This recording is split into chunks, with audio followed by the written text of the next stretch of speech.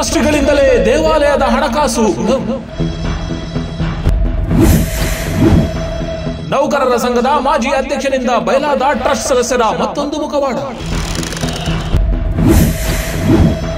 ವಡ್ಡಗೆರೆ ವೀರನಾಗಮ್ಮ ದೇವಾಲಯ trust says.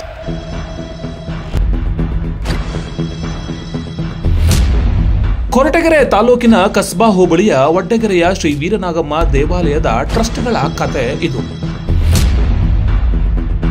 ಧಾರ್ಮಿಕ ದತ್ತಿ ಇಲಾಖೆಯ ಅಧಿಕಾರಿಗಳು ಕೇಳುವ 20ಕ್ಕೂ ಅಧಿಕ ಪ್ರಶ್ನೆಗಳಿಗೆ ಮೌನವೇ ಉತ್ತರವಾಗಿದೆ. ಅಕ್ರಮ ನಡೆದಿರೋದು ಸಾಬೀತಾಗಿದೆ.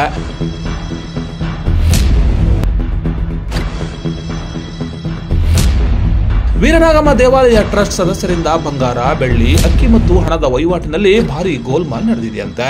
ತನಿಖೆಗೆ ಧಾರ್ಮಿಕ ದತ್ತಿ ಇಲಾಖೆ ಆದೇಶವನ್ನು ಕೂಡ ಮಾಡಿದೆ. ಮುಜರಾಯಿ ಇಲಾಖೆ ಆದೇಶದಂತೆ 2006ರಲ್ಲಿ ಆರಂಭವಾದ ವೀರನಾಗಮ್ಮ ದೇವಾಲಯ ಸಮಿತಿ ಕಾಲಕ್ರಮೇಣ ಟ್ರಸ್ಟ್ ಆಗಿ ಬದಲಾಗಿ 15 ವರ್ಷಗಳ ದಾಖಲೆಗಳೇ ಮಾಯವಾಗಿದೆ.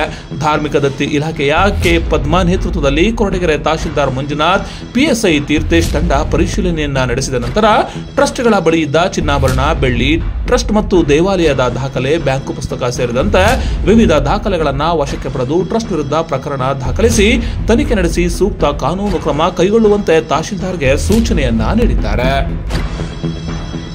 ಇಲ್ಲ, ಹಿಂದೆ ಕಮಿಟಿ ಇತ್ತು, ಅಭಿವೃದ್ಧಿ ಸಮಿತಿ ಅಂತ ಇತ್ತು.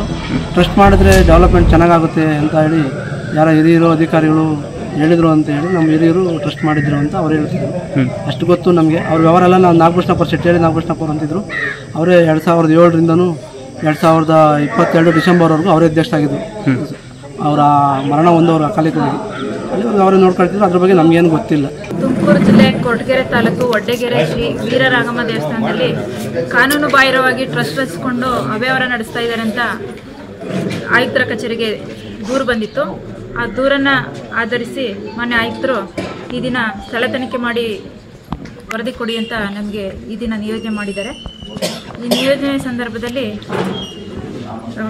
ಕೇಂದ್ರ ಕಚೇರಿಯ ಆಗಮ ಪಂಡಿತರು, ತಹಶೀಲ್ದಾರ್, ದೇವರಾಯನದುರ್ಗ ಎಕ್ಸಿಕ್ಯೂಟಿವ್ ಆಫೀಸರು, ತಾಲೂಕು ಕಚೇರಿ ಸಿಬ್ಬಂದಿ, ಪೊಲೀಸ್ ಸಿಬ್ಬಂದಿ, ಗ್ರಾಮಸ್ಥರು ಎಲ್ಲರೂ ಈ ದಿನ ಈ ದೂರಿಗೆ ಸಂಬಂಧಿಸಿದಂತೆ ಎಲ್ಲ ಮಾಹಿತಿ ಕೊಟ್ಟಿದ್ದಾರೆ.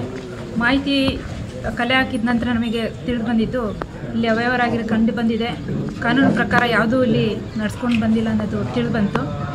ಆದ್ದರಿಂದ ಈ ದಿನ ಮಾಜರ್ ಮಾಡಿ ಈ ಟ್ರಸ್ಟ್ನ ತಹಶೀಲ್ದಾರ್ಗೆ ಹ್ಯಾಂಡ್ ಓವರ್ ಮಾಡ್ಕೊಂಡಿದ್ದೀವಿ.